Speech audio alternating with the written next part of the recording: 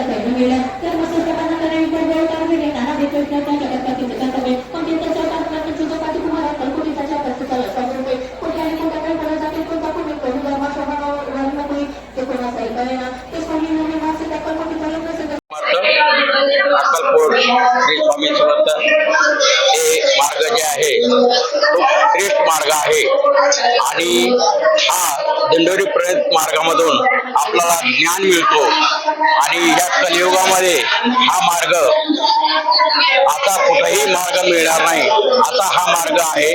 आता सांगितल्याप्रमाणे आपल्या मार्गामधून ज्ञान मिळून आपल्याला मंत्र स्तोत्र हे भरपूर या ठिकाणी पाठ करण्यासाठी मिळतो आणि या कलियुगामध्ये दत्त महाराजांनी हे विविध प्रकारचे अवतार घेऊन आपल्या या मानवाला जे काही अंधश्रद्धा आहे त्या अंधश्रद्धेला दूर करून श्रद्धेवर विश्वास ठेवण्यासाठी स्वामी महाराजांनी हे कलियुगी अवतार घेतलेला आहे आणि हे अवतार म्हणजेच हे दत्त महाराजांचा अवतार आहे.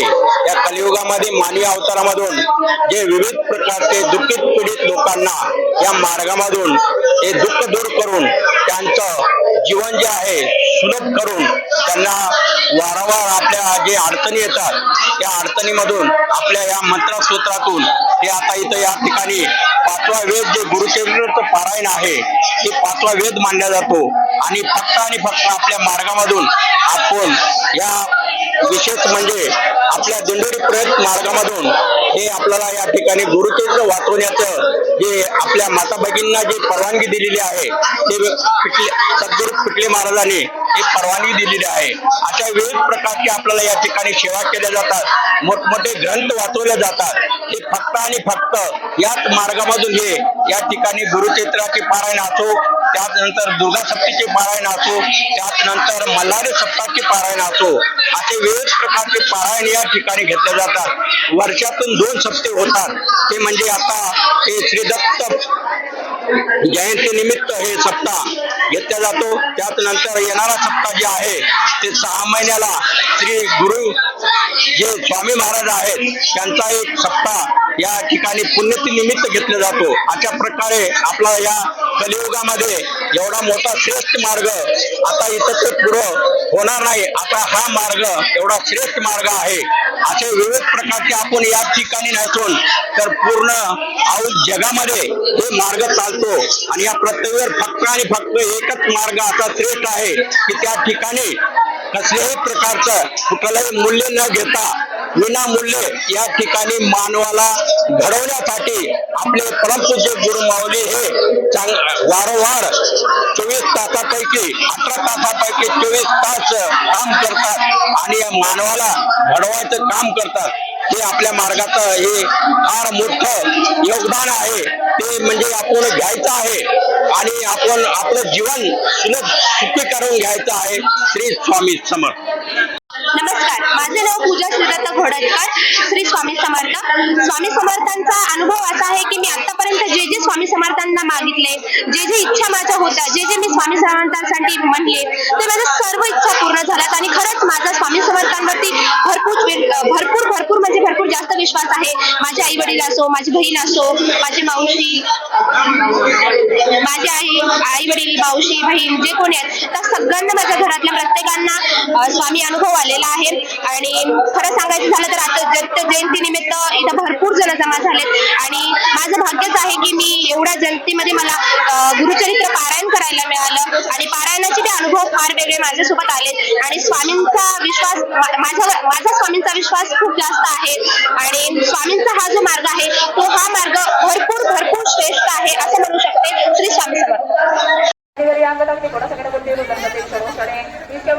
मुंबई आली तर झाला समाचार स्वामी झाला महिने सगळं जवळ केली मुंबई पडत त्याच्या समाजला समाचार पर्यंत पावला. माझ्या एक पुत्र मरण मानता कोणी जर या करता तो दुःख समज दुःख समय वर्णिता दुःखांतरी होत असे असं म्हणता कुंभारी कातलकुट असं सांगावं लागेल. समर्थ मंदिर काढून बाळा आहे तरी यांनी सांभाळून समर्थ पुरुषची माहिती बोलली त्यात काय केले आम्हाला संजय शेवटी मंडळी सांगते दादा सुवाटणी केल्यापर्यंत वाचवला बाजूक स्थापन झाल्यावरती टाटा आला पडतोने पुढे सेवकेला सांगा की त्याची मुंबईची बातमी ती ब्रह्मचार्यांची याज्ञा करी याची सभा गादी करेल दादाची करून बसावी मुंबईची गादी